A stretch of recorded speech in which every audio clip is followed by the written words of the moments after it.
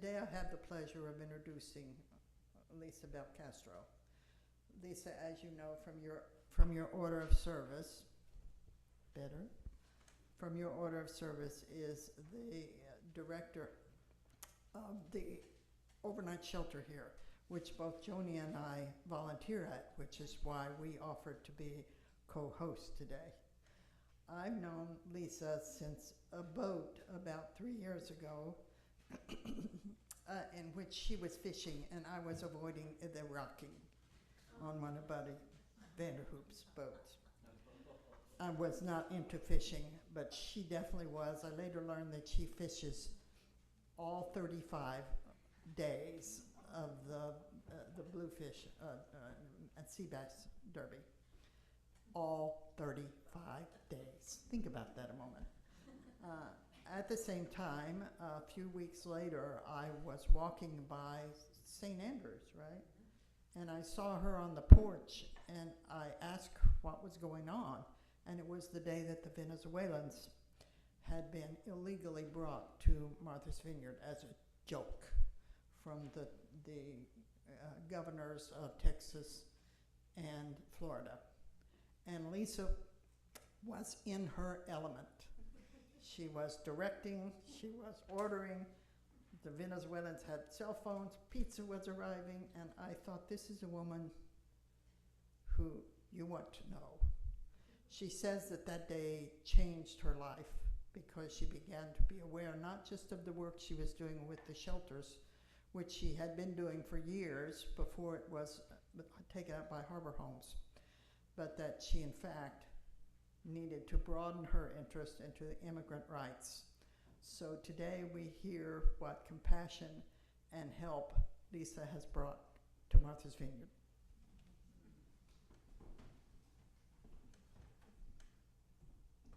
After that, I should sit down before I screw up. I'm a natural blonde, so every day is a challenge. Thank you so much for having me. I mean, it's an honor to be here, and I look out, I have other shelter volunteers that are here, so I kind of feel like we're at the shelter, so we'll just go on about our day like we're doing a shelter evening prep meeting before we open the doors. But I mean, Sheila invited me to come. She said, do you have a quote? And I was like, oh my gosh, let me find this quote that I absolutely love, and I'll send it to you, and I'm gonna read it. It's in your program, but just take a minute and just let these words kind of just touch your heart. It says, a kind gesture can reach a wound that only compassion can heal. And I love that quote. I think it defines what we do at the shelter. I hope it defines my life, because when you think about it, every single person has wounds. Everyone does. And of course, some of them are from childhood, but some of them are from last week or maybe even yesterday, right? I mean, everyone, whether you're getting bad news, whether someone's done something to you, whether it's, you know, a car crash or I don't even know what. But, you know, with Eva, where, you know, her dad died too soon. You know, everyone has wounds. But for a lot of us, we can make a phone call, or maybe to someone in our own home, right? But you can call and say, oh my gosh, this just happened. And then someone, some friend arrives with chocolate and hugs. For me, it's always chocolate and hugs. But, you know, pick your own. You know, it can be whatever. You can have flowers. I'll just take chocolate. But when you get that, right, the news doesn't change. You know, you still have the diagnosis. You still have the car with the dent. You still have the, you know, girlfriend or boyfriend who's no longer in the picture, whatever it is. But because that person cared, because you're sharing the pain with someone, you have compassion and connection, and the burden is lighter. And that's something that we can all give. It's what I hope that every person who walks into the doors of the shelter experiences. When I'm communicating with the staff during the shelter trainings and throughout the year, one of the most important things that I can share with the shelter team is that each and every one of them is going to touch at least one life. You may not know it that day, and you may, but every single volunteer is going to impact someone in a positive way and change the world. Because if you can care for one person, it continues to spread. And if we're all caring for one person, guess what? The whole planet's cared for, right? And so this is so important, because I'm willing to bet, because I've just only been here for a few minutes, but I see you all laughing and sharing, and you're a community. So you all have someone, and probably a lot of someones who care for you. But a lot of our shelter guests don't, for whatever reason. So I'm gonna ask you to take a moment, and you on Zoom can do it too. And I want you, maybe you should close your eyes. I would like you to try to imagine that you're homeless, that it's 20 degrees outside. You're in the same clothes you've been in for a couple of weeks. You're probably a little smelly. You have a sleeping bag, but it's damp because it's been damp. And you're curled up against the wall of this building outside, hoping to get some heat that's just permeating through the stones to warm you up, hoping for a little bit of shelter from the wind. You're hungry, your stomach's growling, and you're thinking, how did I get here? And then you're thinking, what's next? And you feel shame, you're embarrassed, and you're alone. And it's going to take some courage to go to the shelter. And I say that because to walk in those doors is to admit that you can't take care of yourself. It's to admit that you can't afford your own life.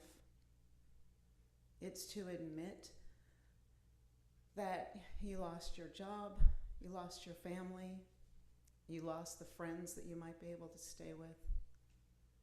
And even if you don't say those words out loud, you know them in your heart.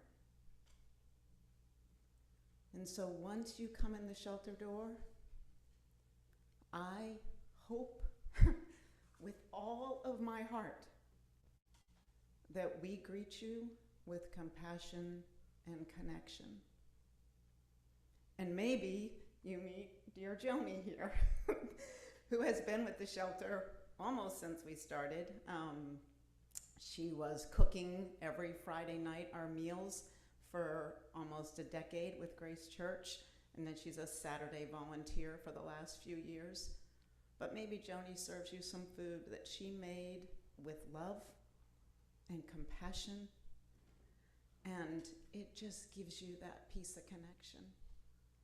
Or maybe you sit down with Jan and on a Sunday night, and you start telling this story that your family and your history, and you have this book idea. You have no idea that Jan has a publishing background, but Jan then says, well, wait, you know, you might be able to do this, you might be able to do this, you might be able to do this. And you've made that connection.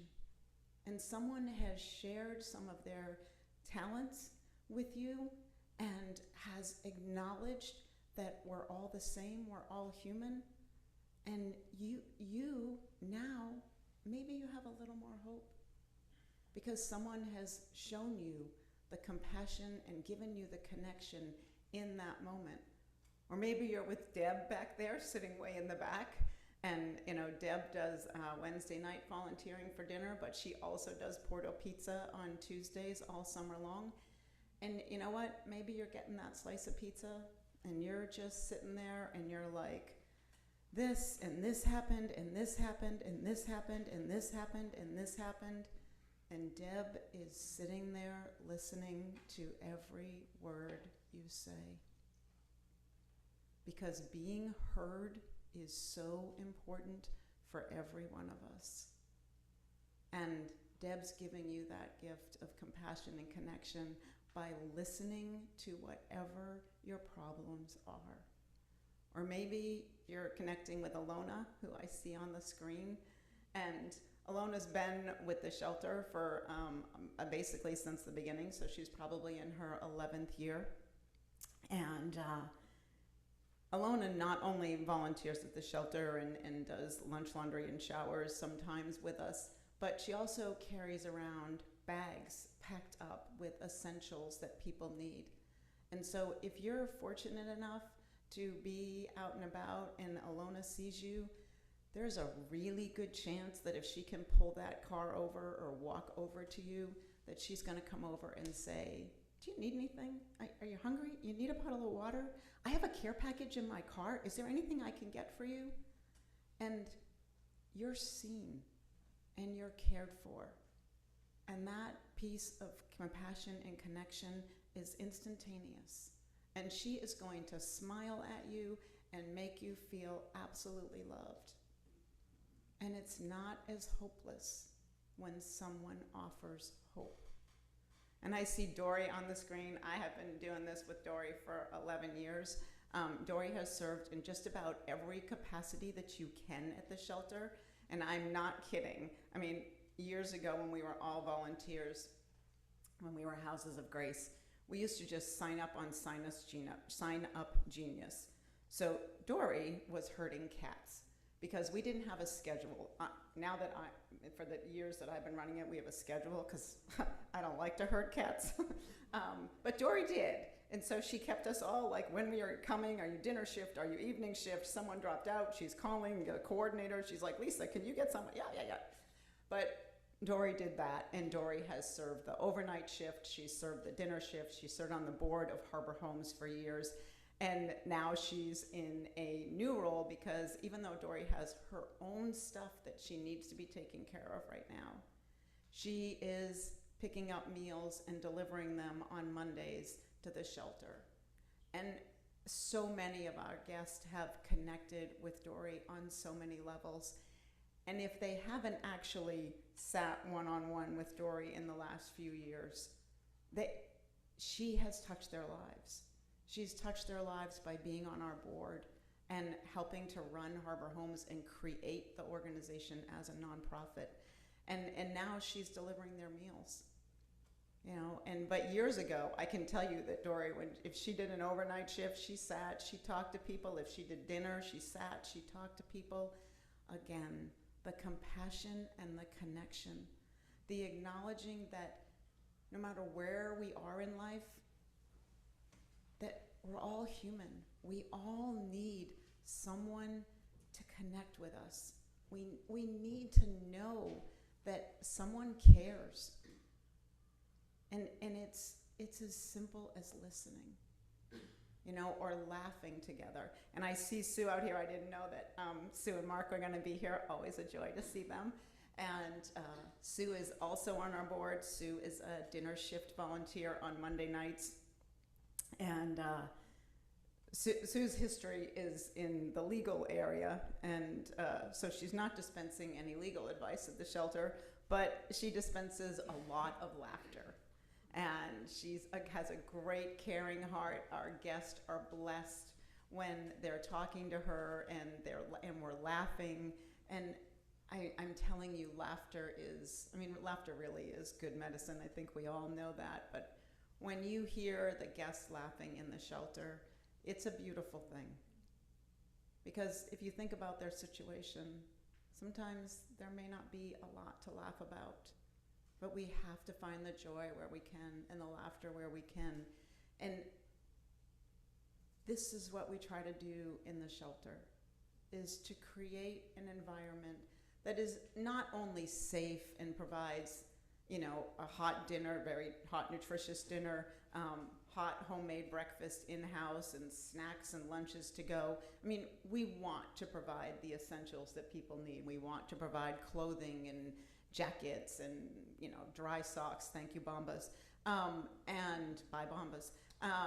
But we really want to give people a sense of hope and compassion and connection. Because for whatever reason that someone ends up in the shelter, and whether it's we've had, young people come in who share their sexual identity at home and their parents kick them out. We have had people show up that, they lost their rental. They're both, it's a husband and wife. They're both working, and their house was sold by the homeowner. They can't find affordable housing, and you know what? And they stay with us for 5 nights, and then they leave the island and go stay with her family until they find a new place to live and new jobs. And we have people that have a mental health issue long term, and they're struggling. We see people that are struggling with addiction, and we see workers that can't afford prices on the island with the finances that they're making, especially if they're seasonal workers. We have people that lose their housing come November or mid-October, when their summer employment job that had summer housing no longer has employment and no longer has a job. And so, we had someone check in this week with that exact scenario. And people have to make a decision. Are they going to stay on the island where they know they're going to have a job come April? Or are they going to leave the island and have to go somewhere else? And some people opt to stay in the shelter. We've seen this every year now for the last few years, that people will stay on island and hope to find some type of housing situation, but they're seasonal employees, and this is a choice they make. And Harbor Homes is there for them. And Harbor Homes, everyone sort of knows us for the shelter. That's what we're in the paper for a lot, especially as we look for a new building. But Harbor Homes does much more than just the shelter. We have 2 congregate homes. So we have a men's home actually here in Vineyard Haven that is transitional housing. So the average person is there 18 months to 36 months max. And it's for people that were probably on the edge of being homeless, and for whatever reason, and they need a place to stay while they get back on their feet. We have a women's congregate home also. Both of the homes have 6 bedrooms, and then they share the congregate space. So no one's asked to share a room in the congregate homes. They have their own bathroom, their own bedroom, and then they share the living space. And I can give you an example. We had a woman who was working here on the island, was in a car accident, had some multiple injuries, including a head injury, and needed recovery time, could not work, like literally couldn't work through the surgeries and everything, and lost her home, was tied into her employment, and lost the job, lost the home, and came and stayed with us, and then bounced back on her feet and is back out in our community now, thriving. But Harbor Homes was there when she needed it most. And we also offer a hotel respite program it's very short term, but for people that find themselves in an emergency situation. This could be a family. You all might remember a couple of years ago, we had a family whose house burned down, and Harbor Homes put them up in the hotel respite program for 4 days until they were able to go stay with another family member who actually happened to have COVID when the fire happened, and so family couldn't move in, right? So, a lot of natural disasters at once, not a good scenario. So there's multiple things that Harbor Homes services that we offer the community, and right now we are in the process, fingers crossed, toes crossed, manifesting everything, of trying to acquire a property where we can actually build the Harbor Homes Center. And the center will be open year-round. It will include the overnight winter shelter. It will include 6 congregate living spaces for men, and in which case our hope and our goal is that we would move the men out of the home that we have and then be able to use that home for families in need, because there is no emergency family housing for families on the island through any of our nonprofit organizations. So it would be great if we were able to do this. We would also be able to have offices. Trust me, it would be lovely to have real offices for all of us that work at Harbor Homes. And we would have classrooms and also shared spaces. So one of our dream is to have offices where, you know, once a week the public health nurse comes in to see our clients. Once a week, Wendy or someone from Dukes County Assistance comes in to help with SNAP or identifications. We have counselors from the Peer Recovery Center. We have counselors from Community Services. We have Island-Wide Youth Collaborative come in to help with families. So we are truly hoping to create a center that will serve truly the poorest of the poor in our community who need our help, who need the compassion and connection that Harbor Homes is trying to offer.